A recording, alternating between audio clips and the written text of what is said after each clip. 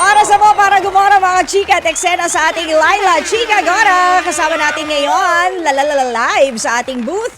Dalawang bida po sa ating pinakabagong microdrama ng Signal Play na My Boyfriend is a Killer. Talaga?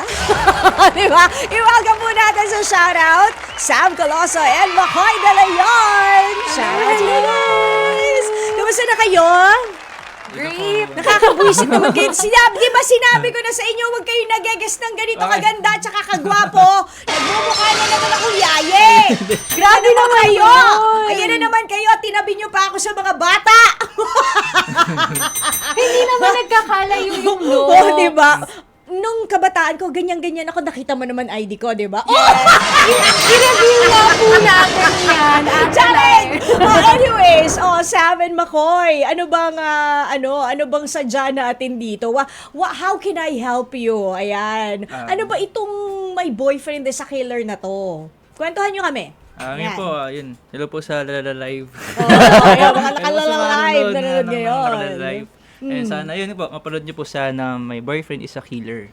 And about to sa isang Frosh, yung college na estudyante. Yes. Tuloy mo na? So, sige. Sige, very short. Kamali kasi ako. So, sisimulan ko po sa story ni Celestina. Okay. Celestina is a bubbly K-pop lover na isa po siyang anak ng chief of police. Okay. So, she grew up very sheltered, madaming bodyguards, Protektado, 24/7. syempre, dahil ang tatay niya ay Yes. big person, hindi ba? Oo. Madaming kaaway, Oo. ganyan. So, nagmakaawa siya na makapag-aral and to have a normal life.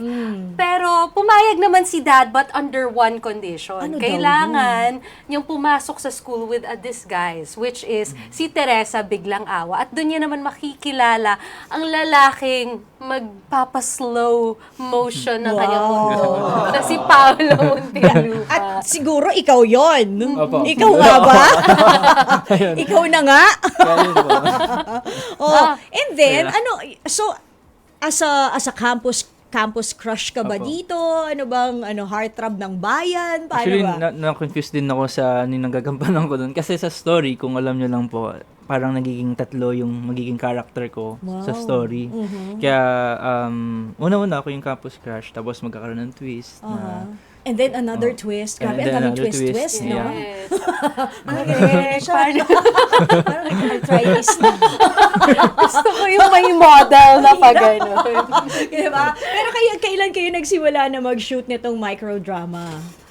Ito lang, itong month lang na to. Oo. Mga 2 weeks ago po. Yun po. Mabilis lang naman siya kasi 'di ba how many minutes lang ba in total yung microdrama natin? It depends po anong ng episode. Kasi Episode. po, minsan talagang depende sa level nung intense na eksena. So doon napuputol. Kasi Syempre, para abangan. Yes, yung mga diba? cliffhangers. Oo, para hindi mabitin. Kaya 20 pesos ha, 20 pesos ang ibayad nyo ha.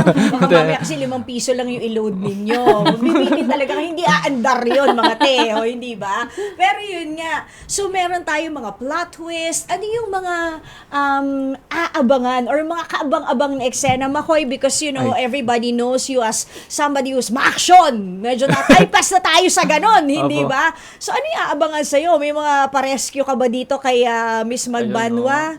Miss Magbanwa talaga! Miss Magbanwa from ano na nga yung school mo? Mepu, Mepu, Mepu.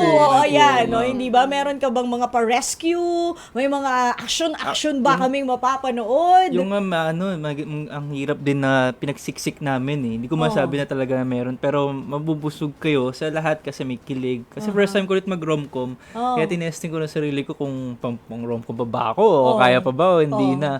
Ngayon, awa ng Diyos, sa tulong din ng Direk na tinulungan kami. Behind the cam na mag-bonding, tapos magbatuhan, tapos anong character talaga para doon. Kasi yun, awa ng Diyos, naganda naman. At nakakatuwa po kasi, parang first time ko din gumawa ng vertical. Ang sarap pala totoo. manood kasi pag buo yung sa cellphone. Totoo. Diba? Yun. Hindi ka half-bodied pagka or tight shot lang talaga na. Sige. Tapos Pag nakakapayat ginagano. po siya kasi vertical na eh. Kasi si Direk pwede medyo iganon yung angle ng camera. Oo nga. Hindi na tayo lalapad pa gano'n. Galing. Pero hindi ka naman mataba. Grabe, ang tawag mo sa akin kung mataba ka, di ba? Grabe naman. O, di ba? Hindi naman. Pwede po pabindot na ito. Oo, yan, Kanina pa ganyan. gusto pinindot Dalawahin mo. Yan. Pwede naman. I love it. Order po. Oo, ganyan. O kaya pa-check in. O kaya check out to, di ba? Okay, sige. First time nyo bang dalawa mag-work together? How was yung first time na nagkita kayo o nag-read lines ba muna kayo bago nag-shoot? Paano yung first meeting ninyong dalawa? O shoot ba agad? Sabak ba agad sa shoot? Nagkaroon po kami ng look test. Ayun. Sorry. Tapos, ayan, ganyan siya. Makulit na siya. So, parang, it got me to open up naman sa kanya. Makulit talaga siya. Kasi ano po kasi na-miss ko yung rom-com eh. Kasi pag rom-com, dalawang karakter, dalawang artista yung magti-team up. Hindi lang individual. Yes. Kaya sabi ko, titignan ko din pagka unang kita ko sa kanya, ano ba siya, mahihain ba, ganun. Awa ng Diyos, sobrang mas makulit siya ganyan. Tapos nalaman ko host pala siya. So bulol ako eh. So sabi ko, hindi ako mahirapan dito, magaling to. Pagdating na sa energy, kaya niya. Kaya yun, sabi ko nga, sabi ni Direk Barry, gawin nyo lang kung ano yung natural para sa inyo. Ngayon, kadalasan mga eksena, wala sa script. Ganun. So kumbaga para nag-improv na kayo. Opo, ganun. Dun sa mga kulitan parts. Sa mga Pero on my side naman, Ate Laila, he was really professional. Tas grabe, when I need the push, he would really push me para mapaganda yung eksena. Ganun. Tapos may mga suggestions din na, Direk, what if ganito? Yes, ganun. ganun. Kasi sinampal nga niya ako, wala naman sa script yun eh. Pero- Sino? Ni Sam? O ni Uy, Direk? nasa Sino sumampal sa Hindi. Eto, maglaro tayo ng tinatawag nating quickie questions. Ayan, kaya tayo may bell. Pero okay. bago yan, sino muna yung mga kasama nyo pa sa ating may boyfriend na sa killer? Kasi 'di ba, sabi mo nga ang tatay mo dito ay chief of police. Yes. Tapos ikaw naman, meron ka ring something. makasama. Ang hirap eh, ang hirap. Dito, 'di ba? So sino ba yung iba nyo pang mga kasama? Ayan, makakasama po natin dyan ang aking tatay, si General Facundo Daz, si Sir Al Tantay. Wow! Yes. Isa po ang something, si Sir Ryan Eigenman. Oh, po. wow! Magaling. Naku, parang sandali, Ryan Eigenman. Parang Yes. alam ko na. Oo. Grabe! Magaling si Ryan Eigenman. Yes, and syempre meron tayong mga M-Quest artists as well, tulad ni Daytona and Julia Cinco. Ayan naman, sila naman yung mga mambubuli sa akin Ay, dito may sa ganon. Mepu University. Grabe. Hindi mo naman Correct. binigwasan kasi binubuli ka. Ay, hindi ako lumalaban. Sweet low- girl lang ako. Oh, doon. ganon? Ganun lang Low ako. profile kahit ang tatay mo, chief of police. Correct. Parang, ganun Grabe. lang. Diba? Inapi ka ba dito ng labis nitong dalawang to? Nandiyan naman kasi si Binuhusan ka Paolo. ba ng milk tea? Mga Ay, ganon? Abangan ninyo mga ka-trupa. Oh my golly. Kawawa naman pala tong si Sam. Yakapin mo nga. Quickie questions! Quickie question na tayo. Ayan na. Choose one na mas gugustuhin ninyo. Walang kain or walang tulog. Walang Wiki question nga. Talagang ba? Oh, ikaw. Sige. Walang kain, walang tulog. Walang kain. Walang kain. Kaya, Oh, Same. syempre. Oo, kasi di ba, hirap Pero- nga naman pag walang tulog. pero kasi mas gumagana yung mind ko pagka walang kain. Tama ba? Ako lang ba yun? Ganun. pag Pero walang walang kain, minsan mas gumagana. I mean, kesa sa busog. Oo, sa Pag busog, sobrang busog. medyo sleepy ka, di ba? Okay. So, mas okay ka kapag walang kain kaysa sa walang tulog. Same? Same ako. Walang kain. Copy-paste. Oo. Hindi, joke lang kasi sometimes yung brain cells ko talaga, Ate Laila, nauubos kapag walang tulog. Totoo naman yun. Kasi di ba ang hirap kapag sobra kang puyat, tapos you have to show up the next day very early. Correct. Dapat rehearsed yung lines mo, di ba? Kahit na inaantok-antok ka pa, you still have to perform, hindi ba? Tapos nakaka-moody po siya. Ay, Tama totoo ba? yan, di ba? Parang Pero, may- minsan, di ba, pag wala rin kain, sasabihin pala sa'yo sa, bakit? Uy, makot, ano? Di ba, parang ganon. Pero ang tanong ko sa inyo, gaano katagal yung pinakang konti nyong sleep?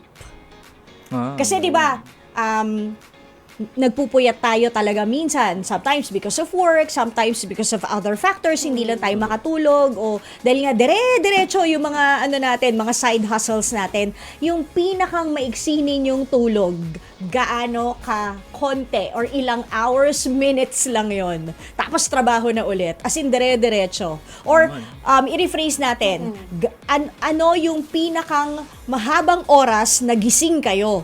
Yan. How many hours? Is it like more than 24 hours? Or mga 18 hours, 20 hours? Ganyan, parang once naka 36 hours ako, Na-awake? nagising ako. Parang something So like that's that. 1 day and a half. Ganun. Wow! Ikaw? Yabang mo naman, taas na sa'yo. Kala mo mataas ni akin, proud na ako. 27 lang ako. 27. O, hindi ba? Okay, sige. Next. Walang pera or walang jowa? Ang hirap ng tanong. Walang pera o walang jowa? Walang jowa na lang? Oo. Ako rin. Diba? Walang jowa na lang. Pag may pera ka, hindi naman sa you can buy everything you want, but at least you're secured financially. Tama. May Diba? Kung mangyari sad man ako, sa'yo. bilhan ko na lang yung sarili ko ng designer bag. Ano Ganon. sabi ni Miley Cyrus? Anong sabi niya? Diba? I can buy myself flowers. Correct. Tama, diba? tama. Ganon. Tama yun. O, nako, parang ang hirap nga sa'yo nun, yung kung walang pera, walang jowa. Kasi baka may magalit. Hindi, wala naman mga galit. Oh. Pero kung may jowa ko, may pera yung jowa ko. So, mas okay ka kung walang pera. Basta may jowa. Ayan, okay. Jowa na may pera. Oo, Tama ganon. naman, good answer. Hindi Good ba? answer. Okay. May Tapos, pag nakakabawi-bawi na, di ikaw naman. Bravo. Tama. Okay yan. Okay. Next, walang bakasyon o walang trabaho? Walang bakasyon. bakasyon. Paano Ako tayo rin. magbabakasyon? Same. Oo, Diba? mas maganda yung busy ka, di ba? Kasi minsan, you find yourself unproductive or useless. Oo, hindi na nila ako Opo. love siguro. Kaya wala masyadong project or baka hindi ako apple of the eye. Ako, I have to do Ay. something. I have to reinvent myself. Minsan nakakaaning, di ba? kapag Totoo ka- yan. Kaya- I'm not relevant. Oo, yung mga ganyang gano'n. stuff. Oo, teka, nalilimutan nila ako. Kailangan magpasabog ako sandali. O, di ba? Yung mga Correct, gano'n. oo. Kailangan natin ng bagong gimmick. Maybe I should, like, change my hair color. Or, di ba, may magpa-viral ako. Pero wag naman magpasagasa, no? Iba naman yun, di ba? Bad Iba na yun. yun. Basta yun nga yung mga gano'n, di ba? So, tama nga naman.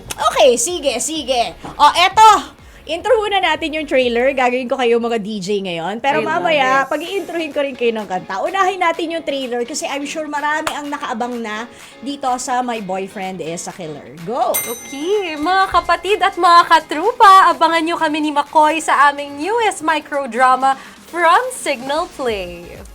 Sa title pa lang, may intriga na kayo. At ito na, ang patikim namin para sa inyo. Parang foreigner, no? Ito ang My Boyfriend is a Killer. Mga kapatid! Dito tayo sa totoo. O, yan yun yung boses. Pagbigyan nyo na, minsan lang naman yan. Siyempre, dito tayo sa True FM, hindi ba? Like, share, subscribe, follow ang ating mga social media accounts, ha? At True Network PH. Yun lang ang keyword na hahanapin nyo. TrueNetwork PH. O, like, share, follow, subscribe para bongga talagang levels natin sa FB, sa IG, sa X na dating Twitter, sa YouTube and TikTok, pati na rin sa mga podcast.